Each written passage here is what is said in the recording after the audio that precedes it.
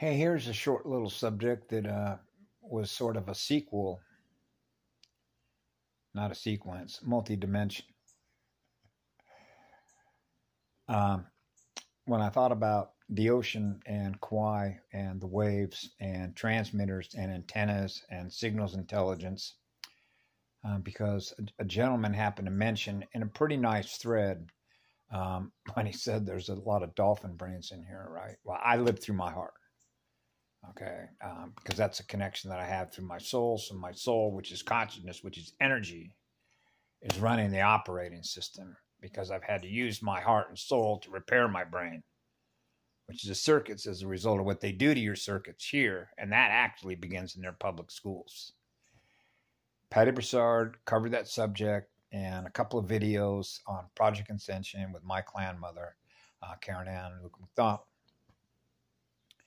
Okay, about circuit disruption. It's just like the gentleman up the road here who's O negative, Nathan. And I know that another Kanaka Maholi, A plus bloodline, Lemurian, worked with him before I knew him.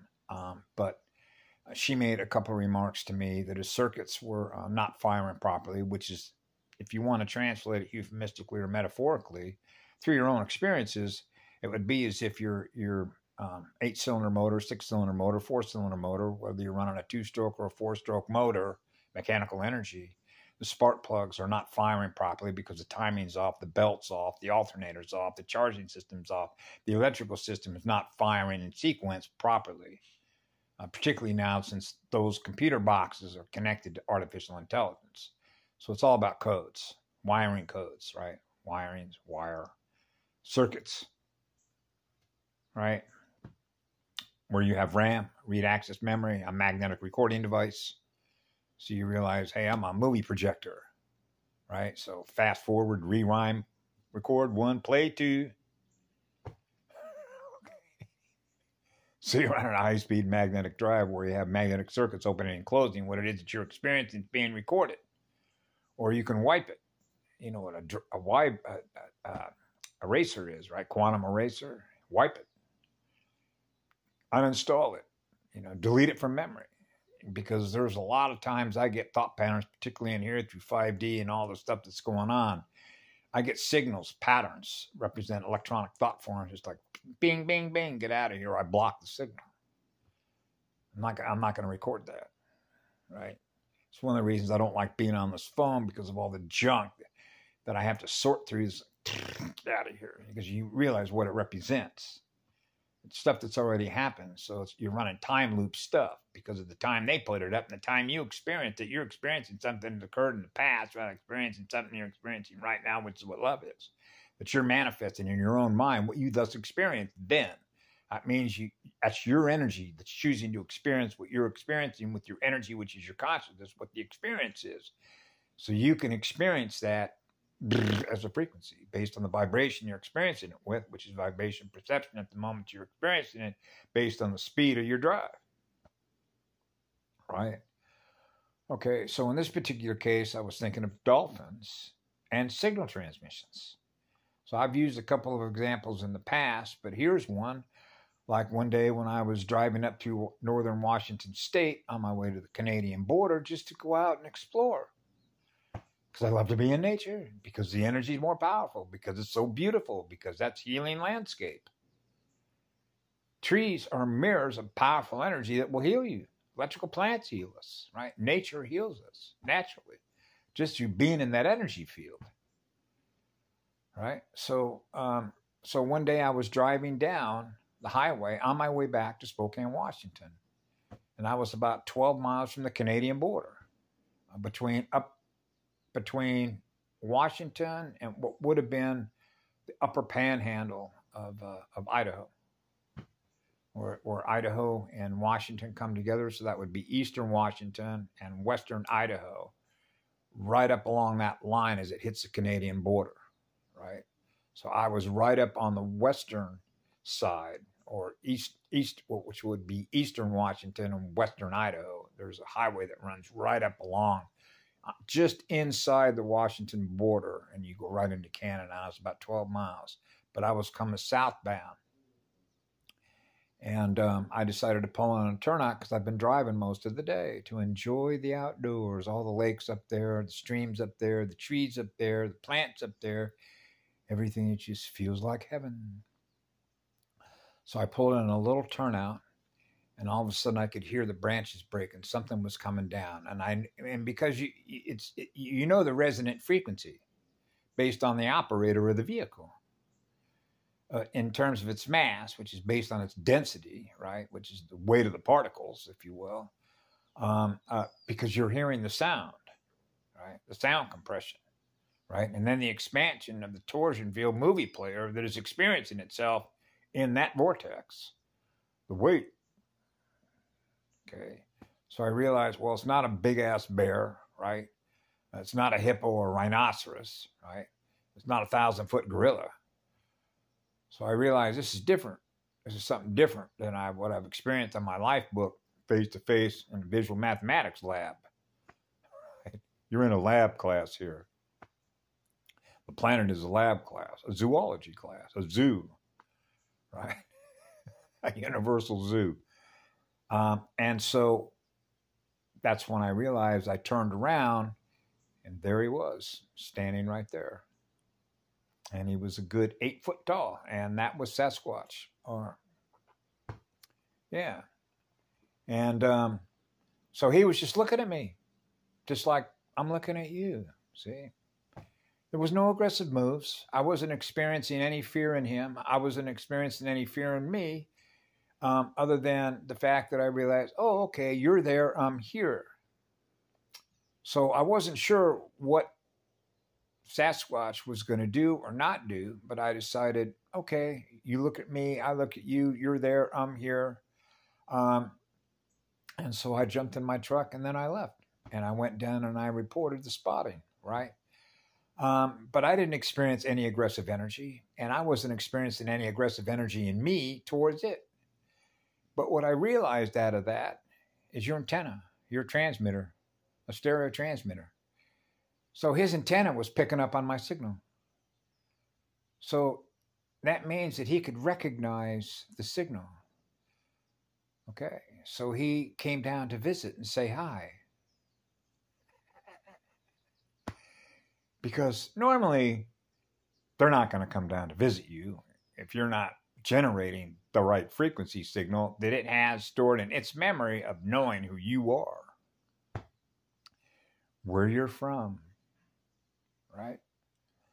So he was picking up on the antenna, the transmitter, and that's how it works. And that carries over, for example, the experience that I had one day back in 1973 on the island of Kauai, where there was a place right down the road from where I was living in a treehouse community, which is called Hyanna Point, which is known as the end of the road, which would be on the northeast side, where the pavement ends on the northeast side of the island of Kauai, and which, by the way, there's a little trail there. It takes you down to a beautiful little beach, and on your left there, if it's still there, you can go up a stream, and you can hike that all the way up to the top of that rainforest.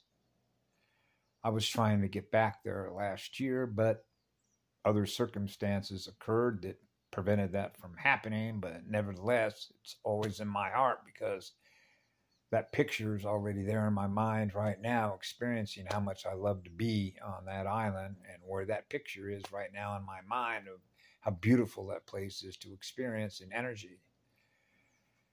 But nevertheless, right down the road, which would be a little bit more to the west side, moving towards Honolulu, probably about 3/4 of a mile down the road, headed towards Honolulu from Hyanna Point, there's a little surf spot there, which is almost like a cove.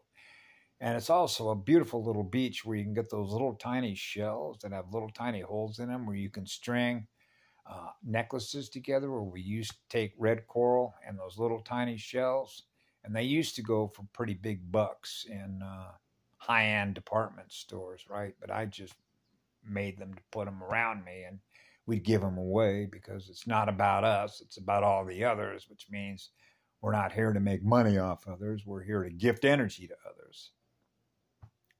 And that actually is measured in a distribution log scale table between the two magnets, which is the balance between the poles, between love and service to others and service to self. And you can understand how that works between ascending and descending spirals of AC/DC. So one morning I was out there by myself, surfing the waves, and all of a sudden I could see this shark. And I realized this was a pretty big boy. And you know what a coil is, right? A circle. And you're closing the perimeter, right? So this guy decided he was going to start getting closer and closer and closer and closer and closer and closer. So I realized, okay, well, you understand the signal frequency, right? You don't want to be in a state of fear because you will attract what you fear. And so I had to remain as calm as I possibly could because I was picking up on another signal that I'm very familiar with. And who do you think they were? Gods and goddesses in porpoise form, in dolphin form, Sirius form. So it's not like they can't pick up on the home star of Arcturus, the Boots constellation. They know the signal. Because what that means is we never lost our signal. We're still connected to the Boots constellation and Sirius, which is within the DNA, which are the bands, which are the frequency bands. So that meant that the dolphins were picking up on my antenna and they could read what's going on through my DNA through another antenna, which was the shark's antenna. So now we're communicating, and that is beautifully illustrated in the movie Avatar. Running a computer terminal antenna. So the Dolphins was picking up on my antenna, what I was experiencing in my antenna, that it became aware of in its antenna. And what do you think happened? A school of dolphins showed up. And one of them decided to be like a high-speed magnetic drive motor in a submarine. And knock that shark, probably I estimated at about 12 feet, what's called a backwash, which means the amount of energy or the amount of impact against that shark was enough to basically knock it on its butt 12 feet back. And with a school of dolphins, that shark decided to skedaddle. And so that's why they live in my heart. And that can be further translated in time, going fast forward from that point to another point in the light of spirit that is in that mirror running a high-speed drive over to Kahana Beach, which is over on the east side of this island, where on Sundays, when I was over living on that side in a place called Kalapana, if you go out there on Sundays, which, by the way, there is no signal there, and there's a reason why there's no signal allowed there, okay, from any tower. It's also a naked beach, but that doesn't mean that there are not people there that wear swim trunks and what have you, but it is a naked beach. It's also a beautiful beach to go body surf and just go swimming out in the ocean. So usually on Sundays, we have what's called a circle of firelight, which is called a circle of drums, in which we bring the drums out and the flutes out, and we dance to the music to bring the spirit out. And it used to be that the dolphins would come out in a circle of dolphins and sing with us. And what that means is that the spirit of the dolphins, the circle of dolphins, and the spirit in us was coming out in a circle of firelight playing drums. So what do you think happened? That's like free music. That's like free entertainment. You're not being charged to be entertained in spirit because we're bringing the spirit out in the light on Kahana Beach. Well, you know who runs the tourist attraction business in the Hawaiian Islands, right? The same pirates, which would be the British flag, right? The Queen's flag on the Hawaiian flag, the occupiers. So they decided that the U.S. Navy was going to go put sonar buoys out there to distort the signal to chase the dolphins off. See? They don't want you experiencing free music to experience being in a state of love and joy that doesn't cost you anything because it's all about this. They charge you for their entertainment. See? So if they're not making any money off you, they're not interested in you because you're a customer. That's right. A customer. Custodians. They're the custodians, right? Magic Kingdom, Disney's Magic Kingdom, Black Magic Kingdom. King dominates, King X, Kick dominates, the male dominates. Right? Westworld dominates. Westgate dominates the Y capacitor of a female flower. Right? And that's why they're apex predators, which is predatory consciousness energy that is feeding on our energy. Raise it up, mama. We're raising it up, mama. We're raising it up. We're raising it up. We're raising it up. We're raising it up. Have a great day. I love you all. I love the Dolphins, the circle of Dolphins.